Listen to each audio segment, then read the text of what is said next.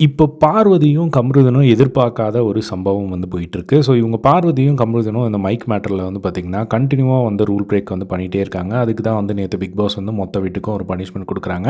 இப்போ அந்த ஒரு பனிஷ்மென்ட்னால இவங்க திருந்துவாங்களா அப்படின்னு கேட்டா, காலையிலேயும் வந்து மைக்க கழட்டி வச்சு ஜாகிங் போயிட்டுருந்தாங்க. அப்போ வந்து பார்த்து மைக் மாட்ட சொன்னோனே மாட்டுனாங்க. அப்புறம் ஜாகிங் முடியும்போது ஹக் பண்ணி காதுல வந்து பேசிட்டு இருந்தாங்க.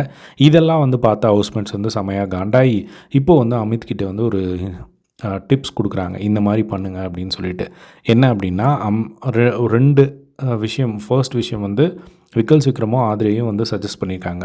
பார்வதியும், கமருதீனும் இந்த வாரம் ஃபுல்லா பேசவே கூடாது அப்படிங்கிற மாரி ஒரு ஐடியா குடுத்துருக்காங்க. அத வந்து இவர் எடுத்துட்டு வந்து எல்லாரையும் உட்கார வச்சு இப்போ அந்த ஐடியாவ சொல்றாங்க. அவங்க 2 பேருக்குமே செம ஷாக்கு. அப்படியெல்லாம் இருக்கவே முடியாது. நீங்க எப்படி இப்படி ஒரு பனிஷ்மென்ட் குடுக்கலாம்? அதெல்லாம் முடியாது அப்படிங்கிற மாரி வந்து சொல்லிட்டு இருந்தாங்க. சரி, இப்போ நீங்க அந்த ஒரு பனிஷ்மென்ட்ட மதிக்கல அப்படின்னா, உங்களுக்கு அடுத்த ஒரு பனிஷ்மெண்ட் இருக்குது. என்ன அப்படின்னா, மற்ற ஹவுஸ்மேட்ஸ் யாருமே வந்து உங்ககிட்ட பேச மாட்டாங்க.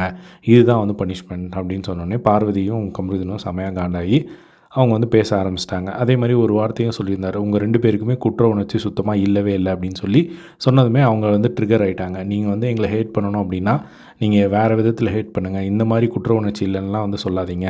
நான் அவ்வளோ வருத்தப்பட்டு சாரி கேட்டு அவ்வளோ ஃபீல் பண்ணிகிட்ருக்கோம். நீங்கள் வந்து குற்ற உணர்ச்சி இல்லைன்னு சொல்கிறது வந்து என்னால் ஏற்றுக்க முடியாது அப்படிங்கிற மாதிரி வந்து சொல்லிட்டு இருக்காங்க. ஸோ இப்போ மற்றவங்களோட கொஷின் என்ன அப்படின்னா, உங்களுக்கு குற்ற உணர்ச்சி இருக்குது அப்படின்னா திரும்பவும் அந்த விஷயத்த ரிப்பீட் பண்ணாமல் இருந்திருக்கணும்ல. ஆனால் இன்றைக்கி காலையில் அவங்க அதே தான் வந்து ரிப்பீட் பண்ணாங்க. ஸோ இப்போ அந்த ஒரு விஷயத்த வந்து விக்கல்ஸ் விக்ரம் ஐடியா கொடுத்தனால விக்கல்ஸ் விக்ரம்க்கு அகேன்ஸ்டாக வந்து திரும்பிட்டாங்க.